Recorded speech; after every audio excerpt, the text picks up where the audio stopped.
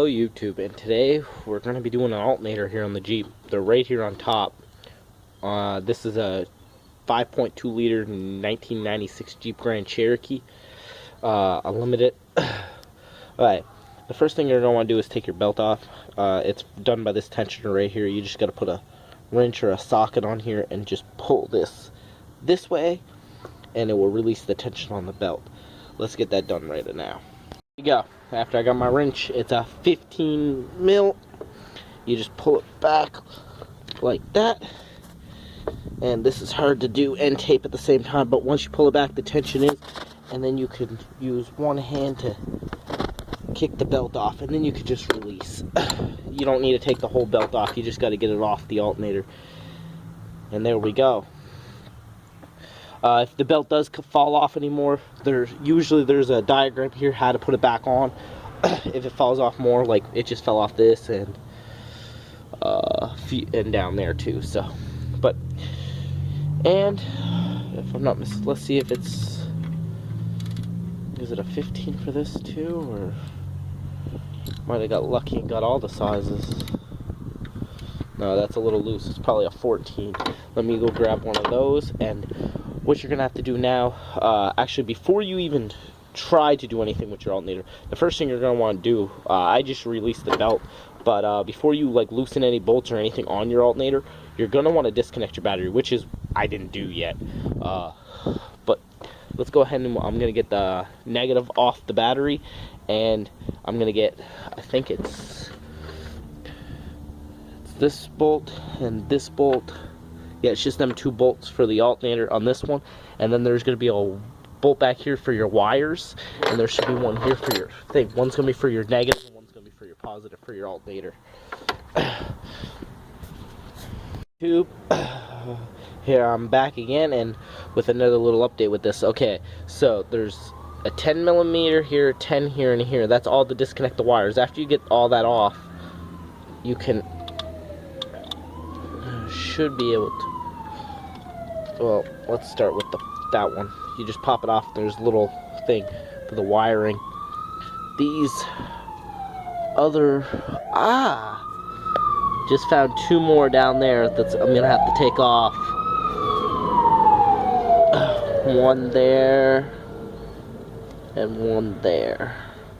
So I'm gonna get those, and then I got these loose. So those were all 10, and let me check that right now if that's also a 10.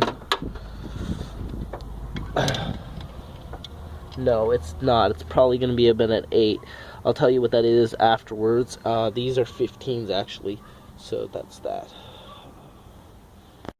Here we go, YouTube. It was a 7 on the back for that, and it just slides. My hand's in the way here. Whoops.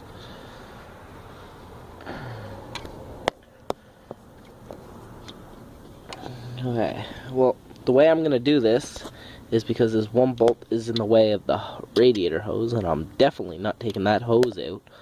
I'm gonna finish taking, I got this one bolt out, I'm just gonna finish taking this one out here, and once I get that one completely out, shut off the camera by accident. So once I get this bolt completely out, I'm gonna pull it back, and then it should be able to do it. And it's easier if you remove the dipstick. To do this bolt, because the handle gets in your way.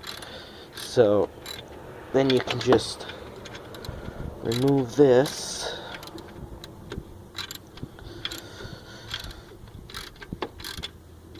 Okay, I'm not gonna let you guys watch me ratchet this thing. This thing will take for a little while. So anyways, actually, if I move this up, which I could do, I could pop that wire off on the back. But I just noticed that this ain't coming out, and the reason why is there is a nut on the back side, so I'm just gonna have to get a wrench and hold on to that because the whole thing is turning. If I show you, see, the whole thing is turning. So I'm just gonna have to go get a wrench and put my socket on here and get a wrench for back there and get that off. It's all out. Just had to get a nut wrench to hold onto the back, and then it just came right out. And then there's the two holders and all the wiring that bolts to the back of it here. Just remember to make sure you know which wire goes where and stuff. These three here, I guess, are all grounds, so they hook there, there, there, and there, and then this positive one hooks inside this little plastic thing here. Well, anyways, I'm gonna go take this and get this tested, see if it's any good, and then we will be back. And if it's bad, I'll have to put a new one in. Won't be able to do it today, but I will gladly be doing it soon. Thanks for watching. Well, there's nothing wrong with it. It tested fine, so I got a short somewheres, and we got to figure out what that is. But it's gonna be a nice how-to video of how to put an alternator in. Well, time to go home and put this back in. Here, I said I wouldn't be putting this in tonight, but I guess I am now. The easiest way to take it and put it in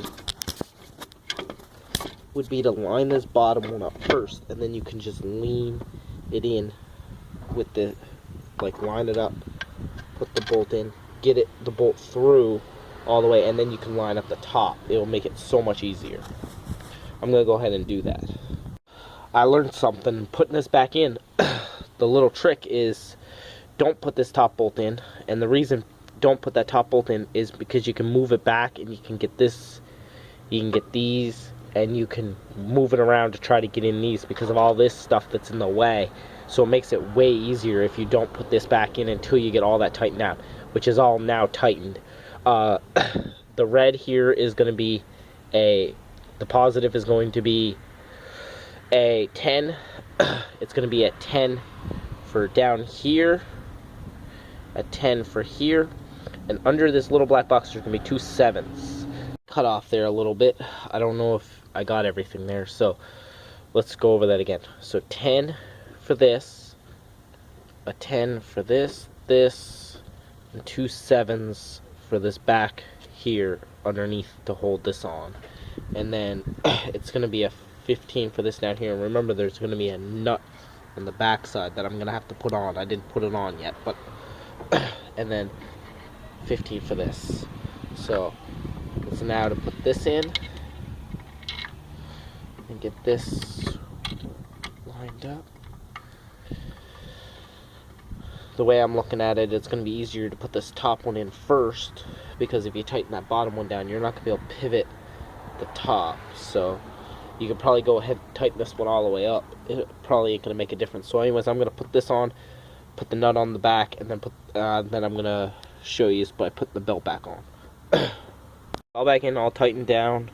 Everything's tight. The nut's back on the back, if you can see it down there. It's all tight. Now to put the belt back on. So the main thing you want to do is check to make sure you have it the same way that it goes. So over and under the right thing. So.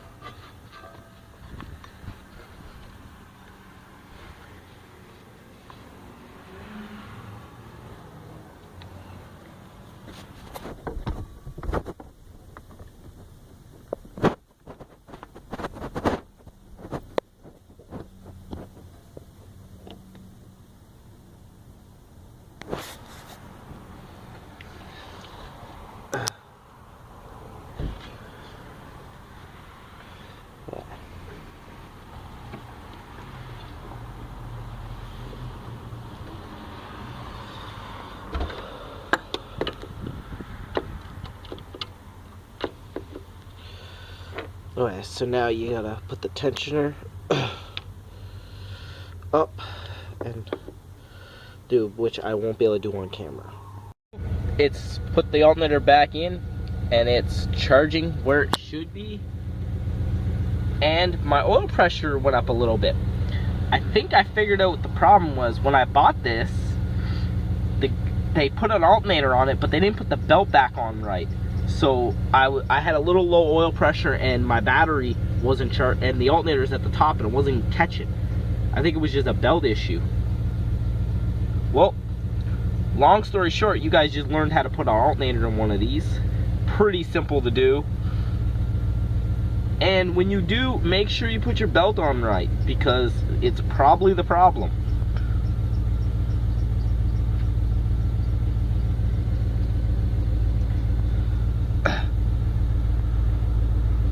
Like, that belt runs everything, so you want to make sure it's tight. If it's running loose or slipping, you're gonna have problems. I know I just recently replaced the belt, but I put it back on the same way I took it off. You know what I mean? Not thinking. But when I put it back on this time, it fell off while I was gone to get the thing, and I didn't know how it came off. So I looked at the diagram, and it didn't seem the same as I put it on. They missed an idler, whoever put it on last before I bought it. So, and every time I've took the belt off, I've always put it back on the same way. So really pay attention to that belt. It can really save you a lot of trouble. Well, that's all. If you really like this video and you really want to see more stuff like this, I do videos like this.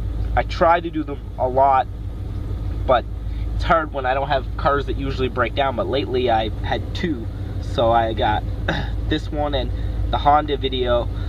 You can also check that one out. But everything's working good. So yeah, well, thanks for watching, and peace out. And don't forget to subscribe. It's at the bottom.